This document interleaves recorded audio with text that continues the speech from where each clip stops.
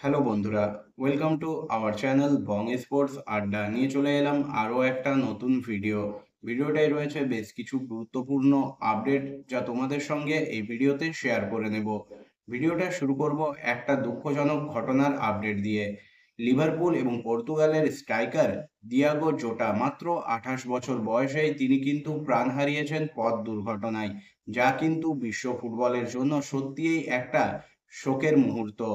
তার আত্মার চির শান্তি কামনা করে আমরা সকলে ঈশ্বরের কাছে প্রার্থনা করি। বিশ্ব ফুটবল কিন্তু একজন নক্ষত্রকে আজ হারালো। এরপর চলে যাব পরবর্তী আপডেটটা ডায়মন্ড হারবার এফসি কে নিয়ে, যারা কিন্তু এই সিজন আই লিগে খেলবে এবং সেই লক্ষ্যে তারা কিন্তু জোর কদমে দল গঠনের কাজ শুরু করে দিয়েছে। বেশ কিছু ভালো ভালো বিদেশি এবং স্বদেশি প্লেয়ারকে ইতিমধ্যেই সাইন করিয়েছে ডায়মন্ড হারবার এফসি। এবার তারা তরুণ 23 বছর বয়সী রাইট ব্যাক আকিব নওয়াবকে তুলে নিল তিরুর এফসি থেকে। এই প্লেয়ারটি লাস্টে তিরুর এফসিতে খেলছিলেন। যথেষ্ট একজন ভালো মানের খেলোয়াড়, যথেষ্ট পোটেন্সিয়াল রয়েছে, তাকে কিন্তু এবার আমরা দেখতে পাবো ডায়মন্ড হারবার এফসির জার্সিতে। এরপর চলে আসবো কলকাতা ফুটবল লিগের আপডেট নিয়ে।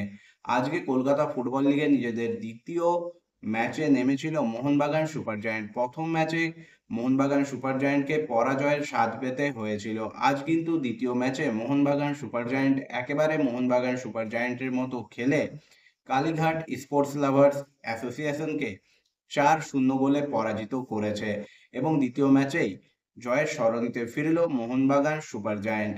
অন্যদিকে কালকে কিন্তু কলকাতার দুই প্রধান খেলতে নামবে সিএফএল এর ম্যাচ। দুই প্রধানের এই ম্যাচ কিন্তু রিশিডিউল হয়েছে। ইস্টবেঙ্গলের ম্যাচ রয়েছে কালকে সুরুচি সঙ্গের বিরুদ্ধে, যেখানে ইস্টবেঙ্গল নৈহাটি স্টেডিয়ামে বিকেল 5টা থেকে এই ম্যাচটা খেলতে নামবে। প্রথম ম্যাচে একটা বড় ব্যবধানে জয় পেয়েছে ইস্টবেঙ্গল দল। সেই জয়ের ধারাকে অব্যাহত রাখতে চাইবে লাল হলুদ বাহিনী এবং কালকের ম্যাচেও ইস্টবেঙ্গলের কিন্তু বিশেষ অসুবিধা হওয়ার কথা নয়। ইস্টবেঙ্গল কিন্তু অনেকটাই এগিয়ে, বলতে পারো 80-20 সুরুচির সংঘর থেকে ইস্টবেঙ্গল ধারে ভারে সমস্ত দিক দিকেই কিন্তু বহু যোজন এগিয়ে। এরপর চলে আসবো মোহামেডান স্পোর্টিং ক্লাবের আপডেটে। মোহামেডান স্পোর্টিং ক্লাবকে নিয়ে তোমাদের সঙ্গে বেশ কিছু আপডেট কিন্তু এই ভিডিওতে শেয়ার করার রয়েছে। প্রথম যে আপডেটটা শেয়ার করব সেটা হলো, তোমরা সকলেই জানো সর্বভারতীয় ফুটবল ফেডারেশন মোহামেডান স্পোর্টিং ক্লাবের ওপর একটা রেজিস্ট্রেশন ব্যান চাপিয়েছিল গত সিজনের বকেয়া অর্থ পরিশোধ না করার জন্য। যে ফাইনটা মোহামেডান স্পোর্টিং ক্লাবের উপর ছিল প্রায় 24 লক্ষ টাকার মতো, সেটা সঠিক সময়ে মোহামেডান স্পোর্টিং ক্লাব পরিশোধ না করায় মোহামেডান স্পোর্টিং ক্লাবের উপর একটা রেজিস্ট্রেশন ব্যান কিন্তু চেপেছিল, যার কারণে মোহামেডান স্পোর্টিং ক্লাব বেশ কিছু খেলোয়াড়কে কিন্তু সিএফএল এও রেজিস্ট্রেশন করাতে পারেনি। তবে গতকাল মোহামেডান স্পোর্টিং ক্লাব কিন্তু এই যে বকেয়া অর্থ তা কিন্তু সর্বভারতীয় ফুটবল ফেডারেশনকে মিটিয়ে দিয়েছে এবং যেটার ফলে একটা আশা দেখা দিয়েছিল মোহামেডান স্পোর্টিং ক্লাব এই রেজিস্ট্রেশন ব্যান কাটিয়ে এবার বেশ কিছু খেলোয়াড়কে কিন্তু সিএফএল স্কোয়াডে রেজিস্ট্রেশন করাতে পারবে। তবে এই ভালো খবরের মাঝে আজকে কিন্তু মার্কাসের তরফ থেকে একটা টুইট আসে সন্ধ্যায়, যেখানে জানানো হয় এআইএফএফ যদিও এই ব্যান হাটিয়ে নেয়, তবে আরো একটা ব্যানের কবলে পড়েছে মোহামেডান স্পোর্টিং ক্লাব এবং এটাও জাতীয় রেজিস্ট্রেশন ব্যান এবং এই ব্যানটা এসছে ফিফার তরফ থেকে। এখন প্রশ্ন, এটা কি কারণে? তোমরা জানো মোহামেডান স্পোর্টিং ক্লাবের আর্থিক পরিস্থিতি মোটেই ভালো নয়।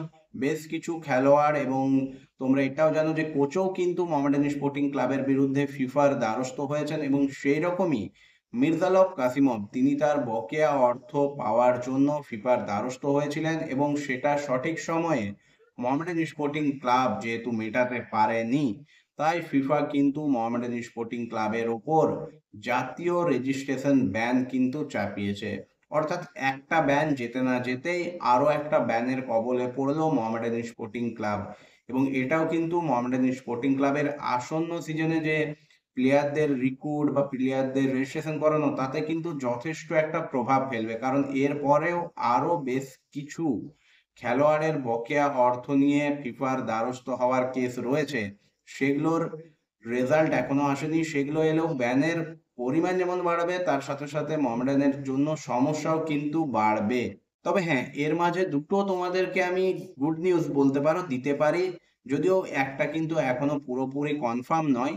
তবে যেটুকু আপডেট বেরিয়ে এসছে তাতে মোহামেডান স্পোর্টিং ক্লাবের এই আর্থিক সমস্যা কিন্তু খুব তাড়াতাড়ি মিটতে পারে এইরকম একটা আপডেট কিন্তু আসছে, কারণ মোহামেডান স্পোর্টিং ক্লাবের সঙ্গে নাকি একটা বড় ইনভেস্টর ফার্মের কথাবার্তা চলছে। সমস্ত কিছু যদি ঠিকঠাক চলে তাহলে এই ইনভেস্টর ফার্ম কিন্তু মোহামেডান স্পোর্টিং ক্লাবের যে প্রায় 20 থেকে 25 কোটি টাকা বকেয়া রয়েছে সেটা তারা কিন্তু মেটাতে পারে এবং মোহামেডানকে আসন্ন সিজনের জন্য বেশ কিছু অর্থ প্রদান করবে, এরকম একটা জল্পনা চলছে। এখন এই ব্যাপারটা পুরোটাই কিন্তু ক্লিয়ারিটি পায়নি।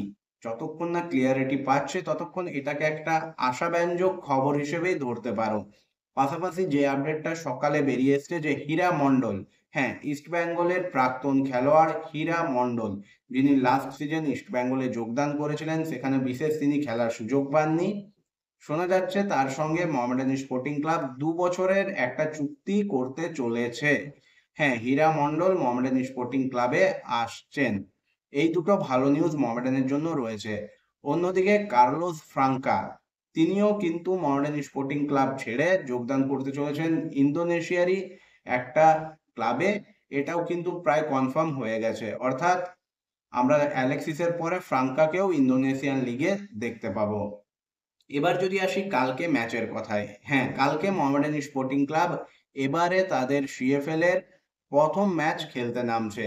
মোহামেডান স্পোর্টিং ক্লাবের এর আগের যে ম্যাচটা ছিল সেটা কিন্তু বঙ্গীয় ফুটবল সংস্থার তরফ থেকে বিশেষ কারণে পোস্টপোন করা হয়েছে এবং তাই মোহামেডান কিন্তু তাদের প্রথম ম্যাচ খেলতে নামছে কালকে ক্যালকাটা পুলিশের বিরুদ্ধে।